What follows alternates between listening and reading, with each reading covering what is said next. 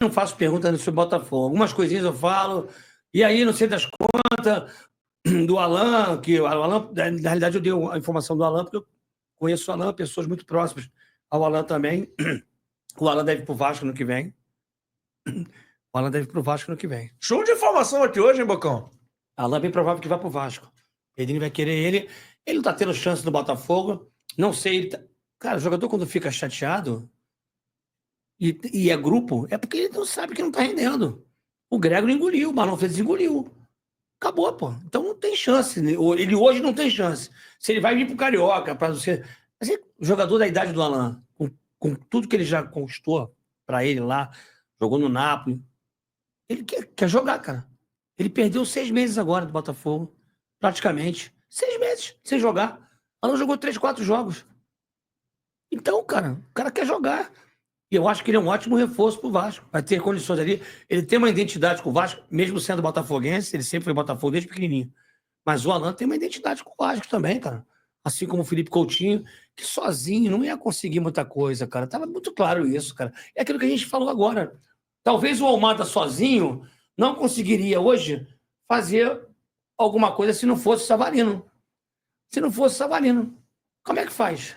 E aí? Savarino, um completa o outro. Gente, elenco se faz com coletividade. Não adianta eu ter 2 jogadores bons, o resto tudo pangaré. Não vai andar. O cara vai ficar. Jogador bom gosta de jogar do lado de jogador bom. Isso é fato. O cara, quando liga para o outro, quer vir jogar no Botafogo, o cara que vai contratar. Quem é que tá... Primeira coisa que o cara pergunta: quem tá aí nesse time? Quem vai embora, quem vai chegar? Fulano, Ciclano, Beltrano. Pô, beleza. O projeto é bom. Ninguém vai.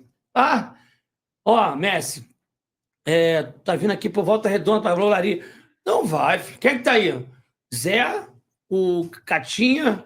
Não vai, filho. Não vai. A verdade é. Infelizmente, futebol é isso. Por isso que eu falo, tem muita coisa do futebol ainda que muita gente não sabe, que é apenas torcer. Depois que eu fui inserido nesse contexto, independente um pouquinho da experiência que eu tenho como jogador, ter jogado em vários clubes do Brasil, no mundo, tu acaba entendendo um pouquinho a forma de pensar de cada dirigente, do próprio jogador. Você acha que não briguei com os jogadores? Que eu sabia que o cara queria tomar minha vaga? Ficava falando mal de mim?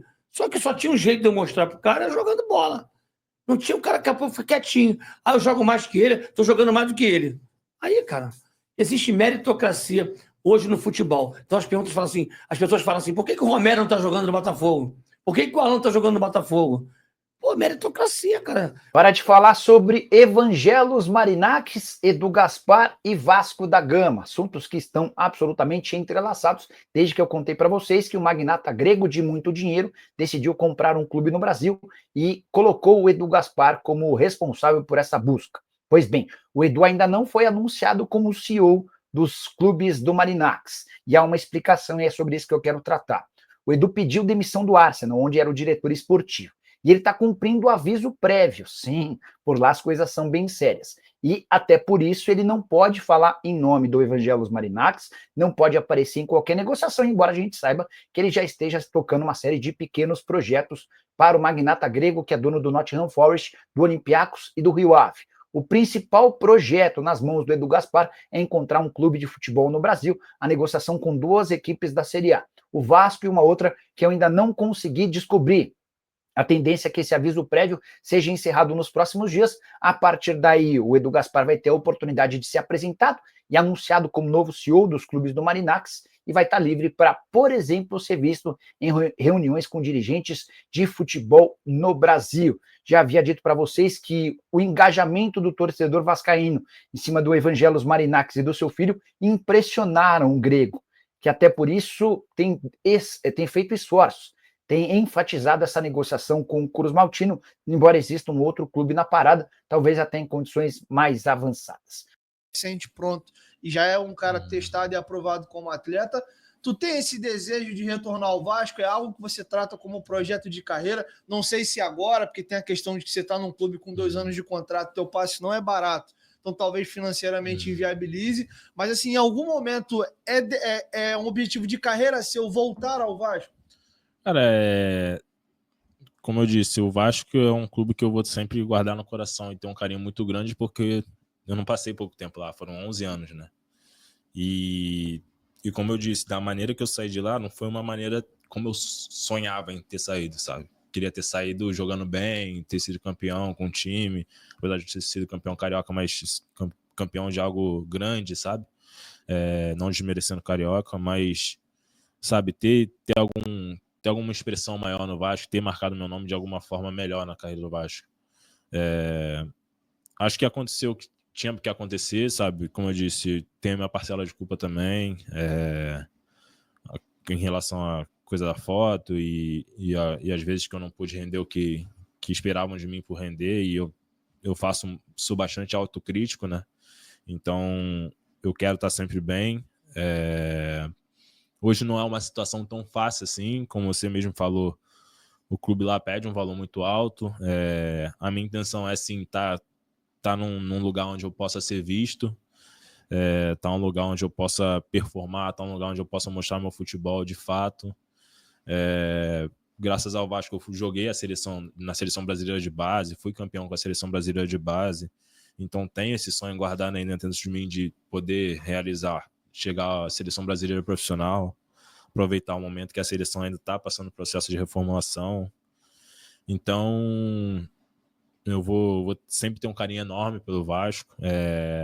Não sei se isso seria possível acontecer ou quando iria acontecer, mas eu tô sempre acompanhando o clube também, né? Porque ainda tem pessoas que trabalham lá, fui no jogo do Inter, revi a galera, falei com todo mundo, então é aquela coisa, né, de depois de 11 anos poder voltar lá e ver a galera ainda trabalhando lá, ver a rapaziada que trabalhou junto. Então eu vou sempre ter esse carinho, mas hoje eu não sei se é tão fácil assim, tão simples de voltar, nem seja pro Vasco ou para outro clube no Brasil, né? Porque é uma situação muito difícil. Então, mas aí você tá falando de clube para clube. É a questão do acordo entre eles. Mas da tua parte, você tem esse desejo de retornar ao Vasco?